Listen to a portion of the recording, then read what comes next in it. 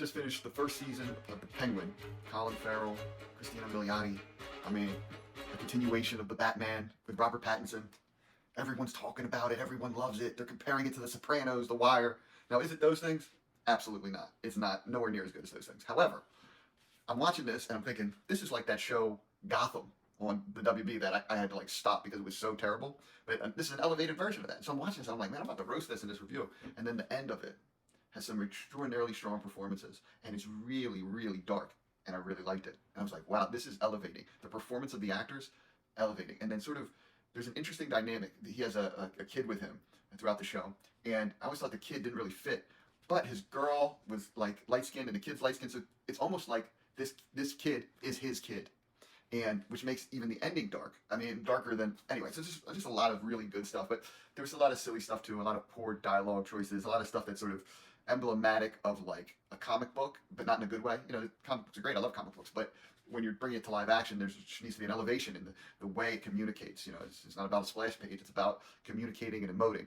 So yeah, so all that being said, what am I going to give it? What would I score this Penguin? And I already know, people that watch these videos, they're going to fucking roast me if I don't give it a good score. So, but I'm going to give it an 80. An 80, which is really strong. And up until the last 20 minutes of the final episode, it would have been lower. But I just really appreciated it. I really went with the emotional roller coaster of that. All right, that's it. Thanks for watching my review. Come to a movie with me. I want to hear what you have to say. Share my videos. Comment on my videos. Every time you comment, it elevates my videos. And I want to talk to you. I want to hear what you think. And also like my videos. You know what I mean? Share, like, comment. All these things really work. But I'm really grateful for you and peace and love. Just saw The Penguin, the HBO Max show starring Colin Farrell, Christina Milioti.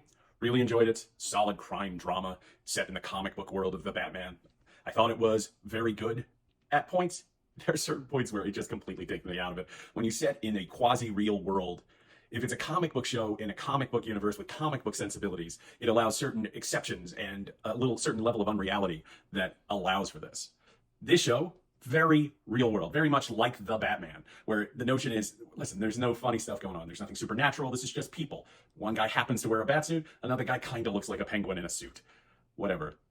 It's rock solid performances, particularly the two leads, Christian Milioti and Colin Farrell, are phenomenal in the show. But there's a lot that takes me out, a lot that doesn't work. The ending's fantastic. Ian's 100% right about that. Totally fantastic.